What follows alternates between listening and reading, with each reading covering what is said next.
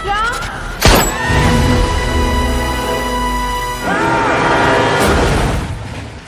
Halo, selamat datang di Studio Bocor. Ya, bocor karena kami akan memberikan bocoran-bocoran film sampai tuntas. Kali ini, film India judulnya adalah Bypass Road.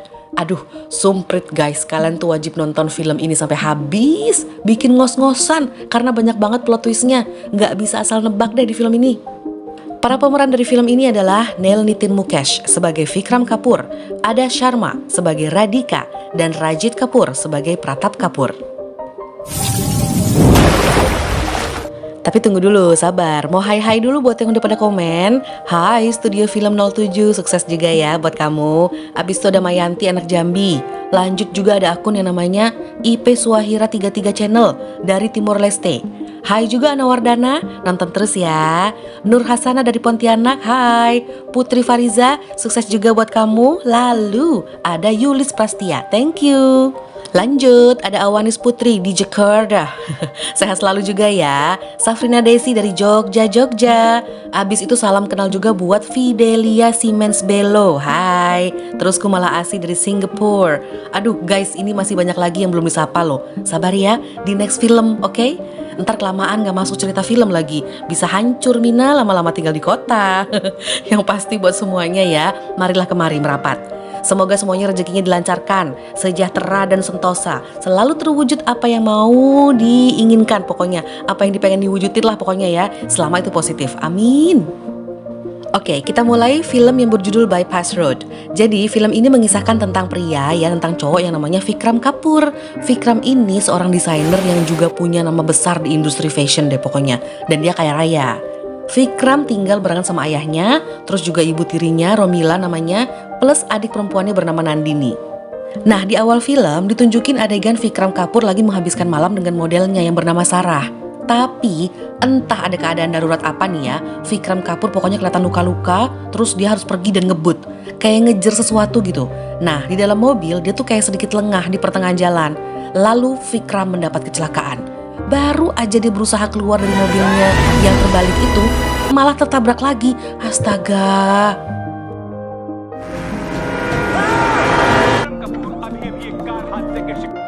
Beberapa lama kemudian di media ramai diberitakan kalau modelnya yang bernama Sarah bunuh diri. Waduh, dan Vikram Kapoor selamat. Jadi saat ini dia lagi berangsur-angsur masih dalam masa pemulihan gitu. Adegan langsung menuju kedua orang polisi yang sedang menyelidiki kasus di sebuah rumah besar. Sepertinya polisi-polisi ini menyelidiki kasus bunuh dirinya Sarah. Dan inilah dia suasana kantornya Vikram yang sekarang ini lagi dipimpin oleh Radhika. Dipimpin sementara gitu, karena kan Vikram masih dalam pemulihan. Entah ada apa ya, seorang wanita bernama Sonia sedang ingin bicara dengan Radhika. Tapi Radhika nolak, belum tahu nih kenapa nih. Kita langsung menuju ke rumahnya Vikram. Jadi Vikram udah sampai rumah nih, udah sehat dia. Tapi sayangnya guys, dia harus berada di kursi roda seumur hidup. Dan ibu tirinya sudah menyiapkan kamar untuk Vikram. Yang sebenarnya kamarnya itu udah di lantai atas. Karena kondisi Vikram yang sekarang, mau gak mau dipindahkanlah ke lantai bawah. Vikram sebenarnya stres dengan kondisinya sekarang. Itulah kenapa dia malah bete pas tahu ibu tirinya bilang tentang kamarnya Vikram yang udah pindah. Selama Vikram sakit, dia tuh bener-bener full dirawat oleh Radhika. Vikram ini memang jatuh cinta banget sama Radhika ini.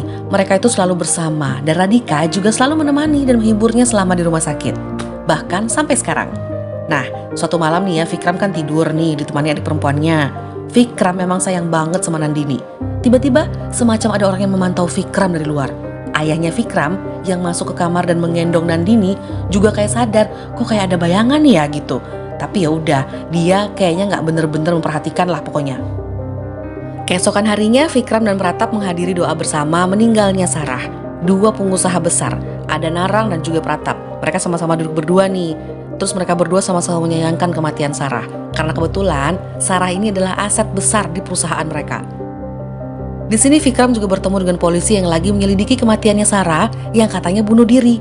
Inspektur Roy mencurigai Jimmy, tunangannya Sarah. Tapi Vikram yakin kalau Jimmy nggak mungkin membunuh Sarah. Sampai di rumah nih, Vikram mulai emosi lagi ke ibu tirinya yang sekarang lagi kumpul-kumpul sama teman-teman sosialitanya gitu. Vikram mendapati kalau foto ibunya itu nggak ada di tempat biasanya. Dia marahlah ke Romila gitu. Dan di depan teman-teman Romila, Vikram langsung mengatakan kalau kamu tuh cuma istri ayahku, tapi kamu bukan keluargaku. Dan dia langsung ngebanting foto Romila. Oh my god. Dan Romzi, begitulah Pratap biasa memanggilnya, jarinya terluka terkena bingkai foto yang pecah. Vikram sepertinya emang udah gak akur sama Romila sejak lama. Sementara kita balik ke kantor polisi nih ya, Inspektur Roy ini memperhatikan rekaman CCTV yang ternyata Jimmy, tunangannya Sarah, itu hadir di gereja saat doa bersama kematiannya Sarah. Dia mulai menyelidiki kembali. Nah, di tempat yang berbeda, seorang bapak tua bertemu dengan Jimmy sambil membawa beberapa peluru dan Jimmy membayarnya. Duh, ini apa ya? Nah, di rumah nih Vikram, dia tuh ngelihat kakak yang membawa beberapa surat-surat. Vikram lalu memanggilnya dan mengajaknya bermain catur. Alih-alih sebenarnya dia tuh pengen tahu salah satu surat yang dibawa sama kakak. Setelah berhasil mengambilnya, dia membuka dan tertera pokoknya tuh itu surat dari kepolisian gitu. Adegan langsung flashback. Jadi ya, antara Vikram dan Sarah sepertinya dulu tuh pernah punya hubungan dekat gitu. Pas mereka berduaan, ada seorang cowok yang menggedor-gedor kamar mereka. Ternyata itu Jimmy, yang langsung bertanya apakah kamu Vikram Kapur? Pas Vikram bilang iya, Jimmy melihat ke dalam kamar ada Sarah. Tiba-tiba Jimmy langsung masuk kamar dan berbuat kasar terhadap Sarah. Nah, Vikram yang belum tahu siapa cowok ini karena cuma mau melindungi Sarah, dia langsung mukul kepala Jimmy menggunakan botol. Sampai dia bertanya, Sarah siapa cowok ini? Di sini Sarah juga panik dan bilang kalau dia adalah tunanganku. Kaget dan bingunglah Vikram. Adegan kembali ke masa sekarang. Inspektur Roy akhirnya mendapatkan izin untuk menggeledah rumahnya Jimmy. Sementara Vikram nih lagi di rumah nih, dari kamar, dapat chat kalau Radhika lagi keluar kota, lagi ngurusin acara lainnya lah. Pokoknya berkaitan dengan perusahaan fashionnya. Terus adegan flashback lagi. Ini bakalan banyak flashbacknya nih guys, maju mundur. Nah, flashback lagi kan di sebuah pesta. Vikram ngelihat Radhika, tapi ada Sarah di situ. Iya, dia tuh semacam kayak pengen ngajakin Vikram dance gitu. Tapi dia nggak mau.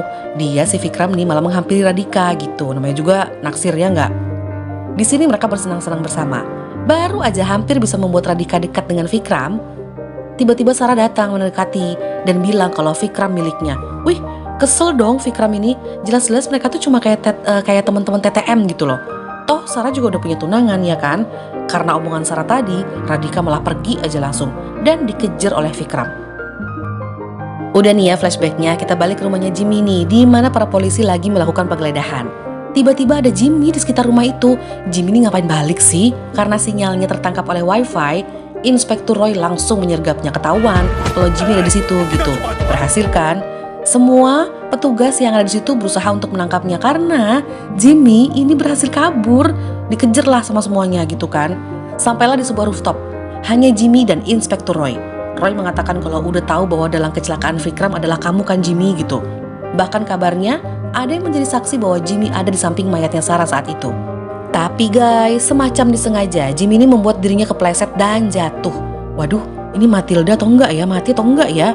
Belum jelas ya di sini ya. Kita beralih ke rumahnya Vikram, di mana kakak itu lagi bersiap-siap memandikan Vikram. Ada air dalam bathtub udah siap nih ya. Tiba-tiba Romila, ibu tirinya, memanggil kakak, minta dibuatkan teh. Dari wajahnya Romila tuh kayak ada something gitu deh. Kayak sedang merencanakan sesuatu.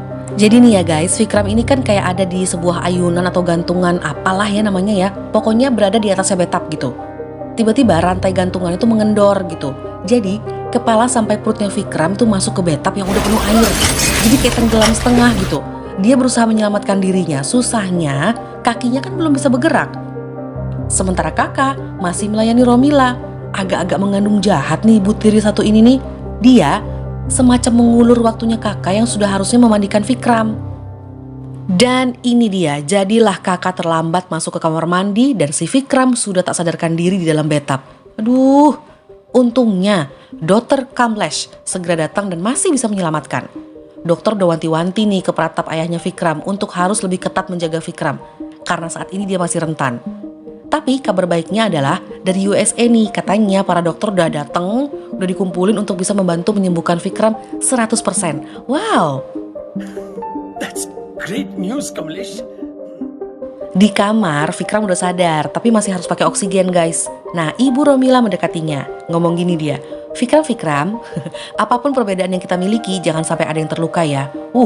Ini ngomong aja atau ngancem ya? Tapi belum tahu nih kita nih ya, ya udahlah ya.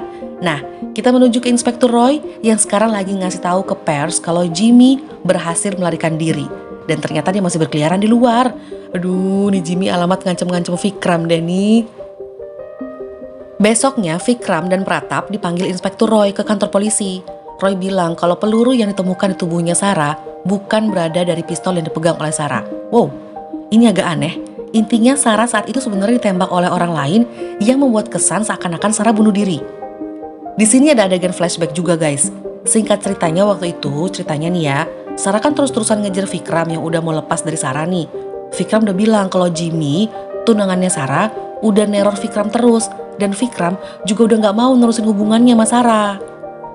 Nah, sementara itu Vikram kan juga pengen serius sama Radhika gitu guys. Karena jengkel mau ditinggal sama Vikram, Sarah yang menemukan pistol di mobilnya Vikram dia langsung ngancem bunuh diri. Jadi dia mengarahkan pistol tersebut ke kepalanya sendiri. Tapi dari kejauhan tanpa mereka sadari, ada orang lain yang juga memperhatikan mereka. Dan Vikram belum berani terbuka dan belum berani ceritakan hal ini. Aduh, mungkin dia gak mau terlalu dalam kali ya terlibat. Padahal Vikram itu kan gak salah gitu, bukan dia yang membunuh Sarah gitu. Mungkin juga karena gak mau ketahuan hubungannya sama Sarah kali ya. And there is one dead girl. Setelah pergi dari kantor polisi, Vikram akhirnya buka suara dan dia bilang ke ayahnya kalau Sarah mencuri pistol itu dari mobilnya. Ayahnya langsung kaget dan segera menelpon pengacara untuk konsultasi dan membantu Vikram. Sementara di rumah nggak tahu apa nih yang direncanakan oleh Romila. Pas dia tahu suaminya datang, dia langsung menyembunyikan sebuah kertas di laci. Sekarang waktunya Vikram lagi bareng sama Radhika nih. Radhika berusaha membuat Vikram ceria gitu. Dia bilang kalau dia tuh masih terus mencintai Vikram. Vikram yang udah senewon aja ya malah bilang kalau Radhika gak mungkin cinta. Pasti yang ada karena kasihan aja sama Vikram yang lagi cacat ini. Radhika jadi tersinggung dan sedih. Karena dia jelas punya perasaan yang kuat. Tapi Vikram emang udah depresi aja dengan banyak hal yang dihadapi, ya kan?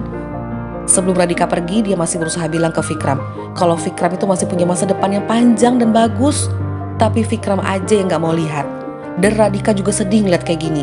Dia gak sanggup ngeliat Vikram kayak gini terus. Dan bye Vikram. Ya kan, dua-duanya sedih loh. Mereka tuh saling cinta loh padahal. Oke, kita lanjut ya. Malam harinya, tiba-tiba Mr. Narang ini datang diam-diam ke rumahnya Vikram menemui Romila. Ada CCTV sebenarnya di mana-mana di rumah ini, tapi bisa aja dimatiin gitu. Dan pertemuan diam-diam ini ternyata dilihat oleh Vikram dari kamarnya dari atas nih. Hanya saja Vikram tuh nggak sempat lihat siapa ya cowok itu gitu. Si Romila ini sadar kalau Vikram lihat. Dia langsung meminta Narang pergi segera. Belum tahu Mr. Narang ini membawa apa dan bicara apa ke Romila. Nah, sekarang kita ke Pratap nih. Pratap ayahnya Vikram lagi ketemu sama pengacaranya, kan butuh bantuan. Nah, pengacara ini sudah membongkar semuanya. Dia tahu tentang selingkuhannya Vikram sama Sarah. Dia juga tahu tentang Jimmy yang sebenarnya masih ada di luar, belum tertangkap. Intinya, sebenarnya menurut pengacara ini, keterlibatan Vikram bukan masalah besar buat kepolisian. Tapi memang Vikram sedikit terlibat aja gitu. Dan justru bahaya menanti Vikram, gitu deh pokoknya. Belum lagi Romila yang sadar kalau Vikram tuh melihat dia di malam hari itu. Mulai semacam punya rencana aneh gitu. Entah untuk apa ya guys, Romila ini melukai tangannya dan menghubungi suaminya untuk menjemputnya ke rumah sakit. Pura-puranya dia tuh gak sengaja kena pisau pas lagi masak gitu. Nah, pas suaminya lagi ngurus administrasi di rumah sakit nih, Narang dateng, langsung masuk aja ke kamarnya dan bahas tentang kecelakaan Vikram lah. Bahas tentang video mereka lah, jangan sampai kesebar lah, apalah. Bahkan Nara juga bilang dia sangat mencintai Romila.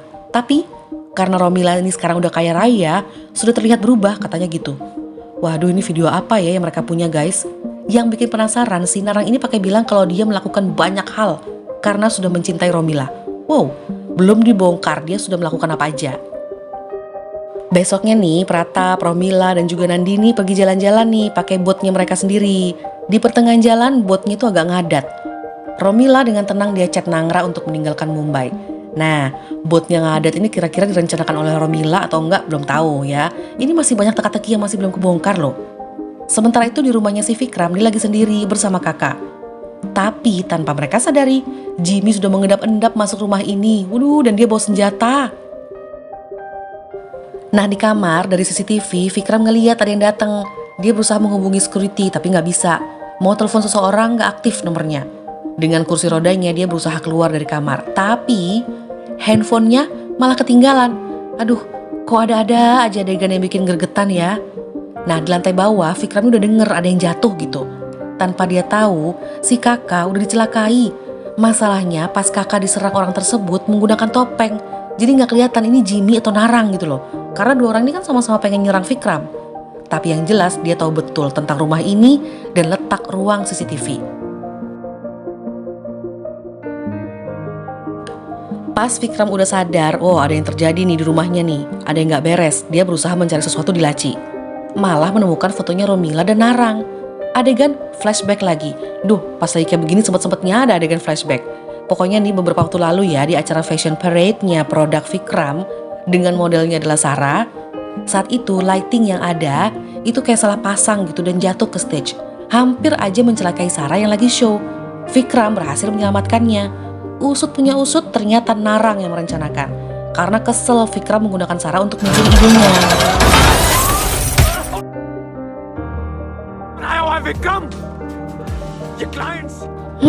Vikram di masa itu nyebelin juga loh. Dia menghajar Narang habis-habisan. Dan Narang berjanji akan menghancurkan Vikram. Sementara Vikram pergi bersama Sarah, Romila yang ada di situ menghampiri Narang dan menjamin sebentar lagi hal buruk akan menimpa Vikram dan ayahnya. Baiklah, tenang guys, cerita masih panjang nih, kita ikuti dulu ya. Kembali ke rumahnya Vikram sekarang ya. Vikram udah sedih banget pas dia lihat jasadnya kakak. Tapi dia masih berusaha untuk meraih handphone di kantongnya kakak. Dalam rumah yang besar ini kayaknya udah ada 2 penjahat deh guys, curiga saya. Si Jimmy sendiri, Narang juga, ya kan bisa jadi nih. Dengan kursi rodanya Vikram berusaha kabur kembali ke kamarnya. Tapi masalahnya di kamarnya ini banyak manekin. Aduh ketir-ketir juga, jangan-jangan udah ada yang satunya lagi menyelinap di kamarnya Vikram.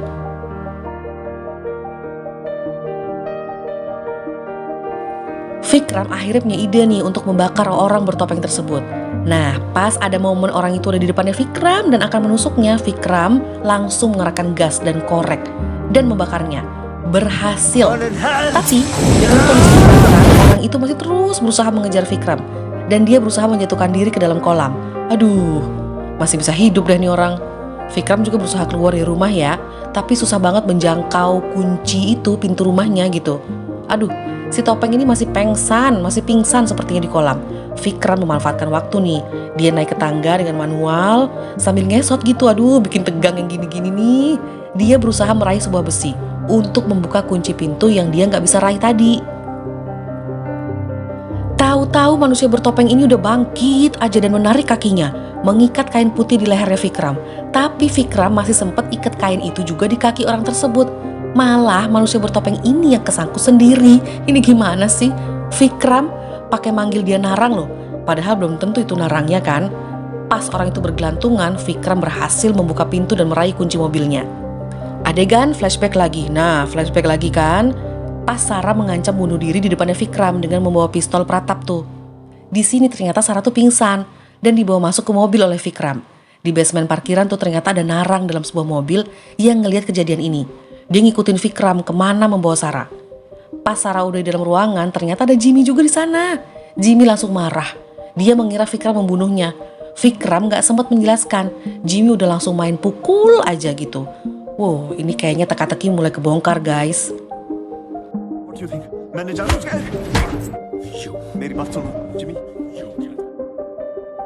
Balik lagi ke adegan pas Vikram mau kabur nih ya. Sementara manusia bertopeng itu masih aja bergelantungan, akhirnya Vikram berusaha keras masuk ke dalam mobil.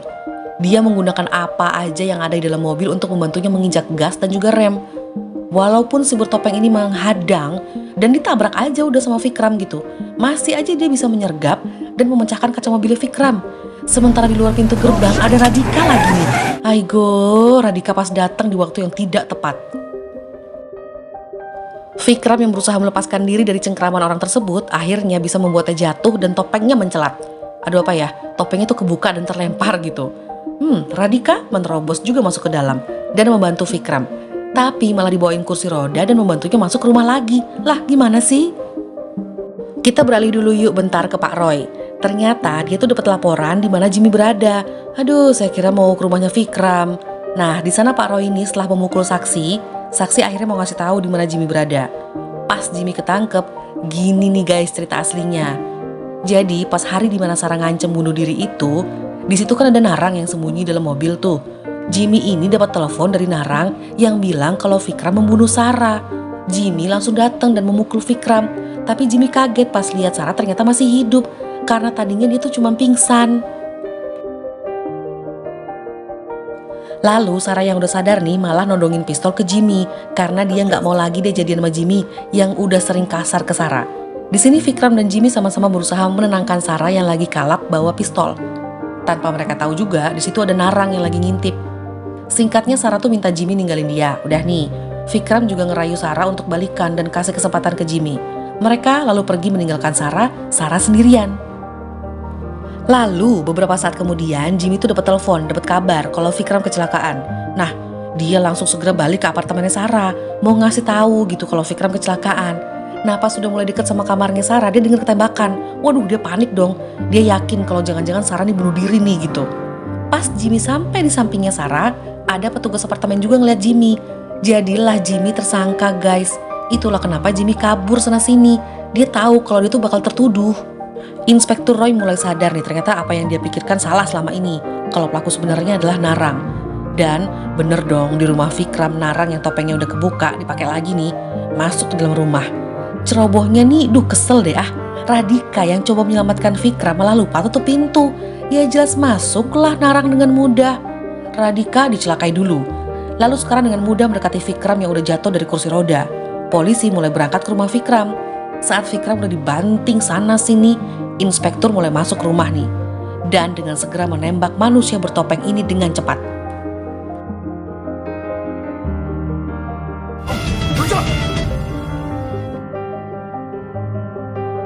Di sini Inspektur Roy ngasih tunjuk rekaman yang dia lihat ke Vikram, memperlihatkan ada Narang dan ada juga sosok dalang dari semuanya. Ternyata dalangnya malah Pratap guys. Ya ampun, ini plot twist banget. Dalangnya ayahnya sendiri, yang ternyata sebenarnya bukan ayah kandungnya Vikram, tapi suaminya ibunya. Memang dia tuh ayah tiri, lalu ibunya meninggal. Jadilah Pratap ini ala-ala ayah kandungnya gitu. Oh my god. Bahkan Pratap ini tahu kalau hubungannya Romila dengan Nara itu apa gitu, tahu dia, tapi dia diam aja karena memang dia memanfaatkan aja. Dan kecelakaannya Vikram dalangnya juga sama, Pratap. Oh iya, yang bertopeng tadi tuh emang Narang bener, tapi pas Radika menyelamatkan Vikram ke dalam rumah, Pratap itu datang dan membunuh Narang. Dan sekarang yang ada di dalam topeng adalah Pratap. Si inspektur nggak segera memborgol Pratap nih ya yang lagi pingsan nih. Akhirnya melek dan segerlah si Pratap ini, malah Pratap sekarang menyekap polisi. Astaga. Alibag में क्यों सड़ रहे हो? Pratap, no!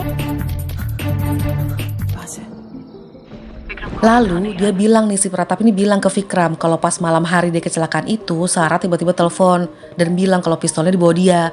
Pratap datang untuk ambil pistolnya deh. Jimmy tahu-tahu telepon ngasih tahu kalau Vikram kecelakaan. Nah, Jimmy katanya taunya dari Pak Pratap. Sarah bingung dong. Nah, Pak Pratap ada sama aku nih sekarang. Dan ya, akhirnya Pratap menembak Sarah. Sementara Narang yang masih ngintip di situ sambil merekam, dia terkejut pakai banget.